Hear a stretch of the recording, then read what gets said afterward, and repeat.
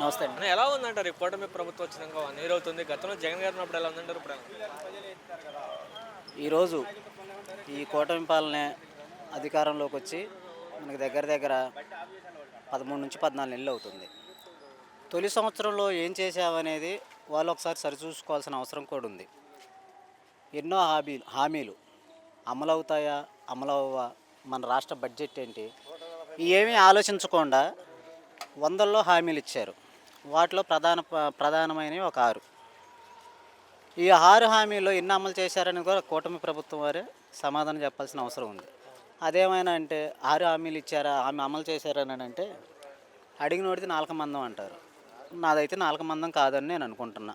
ఎందుకంటే జగన్మోహన్ రెడ్డి అనేవాడు ఒక తొలి సంవత్సరంలో ఆయన చేసిన పథకాలు కానీ, ప్రజలకు ఇచ్చిన హామీలు నెరవేర్చిన ఏవైనా కానీ తొలి సంవత్సరంలో ఒక 10,000 సచివాలయాలు, ఒక 10,000 రైతు భరోసా కేంద్రాలు, 44,000 స్కూళ్ళు నాడు నేడు కింద తీసుకొని దానిలో భాగంగా తొలి విడతగా 14,000 స్కూల్స్, ప్రభుత్వ బడులు నాడు నేడు కింద పిల్లలకు ఎన్నో వసతులతో కూడిన సదుపాయాలు ఇవ్వటం జరిగింది.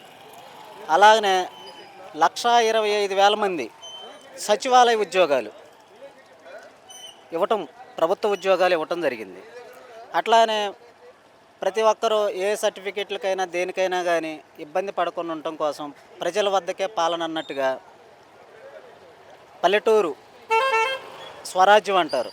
గాంధీ గారి కలలుగన్న రాజ్యం గ్రామ స్వరాజ్యం.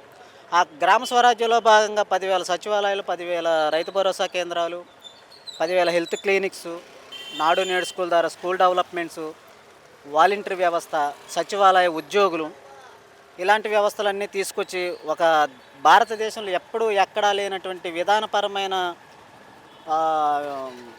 విధానాలు తీసుకొచ్చి చాలా గ్రామాల్లో సుపరిపాలన అనేది మనం చూసాం. అది తొలి సంవత్సరంలోనే.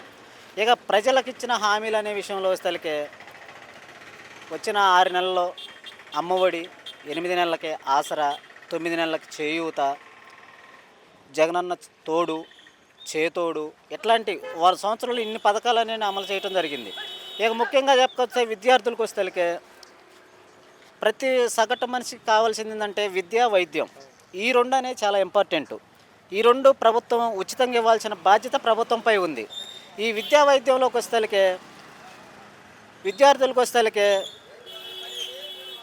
వసతి దీవెన, విద్యా దీవెన, ఫీజు రీయింబర్స్మెంటు, ఇట్లాంటి ఎన్నో జగన్మోహన్ రెడ్డి గారు ఎక్కడ బకాయిలు లేకుండా గత ప్రభుత్వం 2014 నుంచి 2019 5 సంవత్సరాల నాటి టీడీపీ పాలనలో లాస్ట్ 3 సంవత్సరాలు బకాయిలు పెట్టినట్టు 3,500 కోట్లు ప్రభుత్వంలోకి వచ్చిన 3 నెలల్లోనే 1,700 కోట్లు ఒకసారి, 1,800 కోట్లు ఒకసారి రిలీజ్ చేసి ఫీజు రీయింబర్స్మెంట్ విడుదల చేయడం జరిగింది. కానీ ఈరోజు అంతలకి ఆ వసతి దీవెనగా ఎటుపోయిందో తెలియదు, విద్యాదీవెన ఎటుపోయిందో తెలియదు, ఆ ఫీజు రీయింబర్స్మెంట్ ఎటుపోయిందో తెలియదు.